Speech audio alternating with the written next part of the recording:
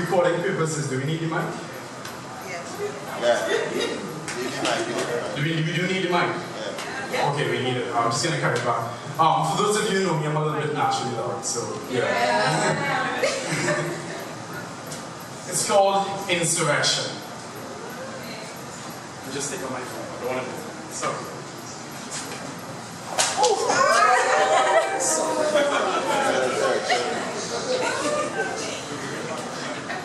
A ruthless regime rises. The people want a partnership, a congress of crusading conquerors against the kingdoms of crime.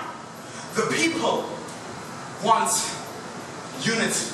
They want a national march, moving in, mercilessly, gutting the heart of evil, sucking on the entrails and exploiting the excrement, defeating darkness with more darkness.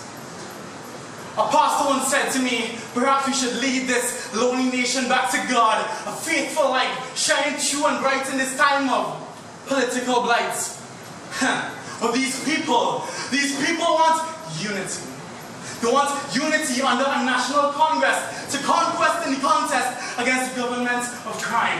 Because we got pastors behind the pulpits praying, but at home, fornicating. We find out that our pastor the other day was a little girl raping. At the same time, we got godless leaders legislating, building a moral code meant for breaking. If we lie to them, it's a felony. But if they lie to us, it's politics. Woo! Political tyranny, and at the same time, we got a blind population still voting, somehow hoping that yet another leader will make a change. I was watching the Arabian Spring a few years ago, and someone said to me, perhaps we should do something like this. Perhaps we should put the people in power, giving us the government of guns, attributing arms to all, ammunition to arrest at will. But we fear chaos and destruction, but it's not through war that we find peace. It's not through blood and semen we begin birth. It's not by unrest that we come to peace.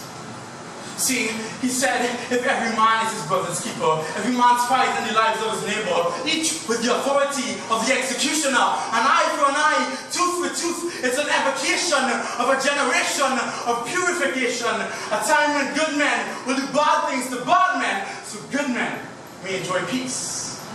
A time, an era of endless eulogies and graves, full cemeteries like nobles become knaves, like leaders becoming slaves, as the trampled waters of solemn judgment become waves.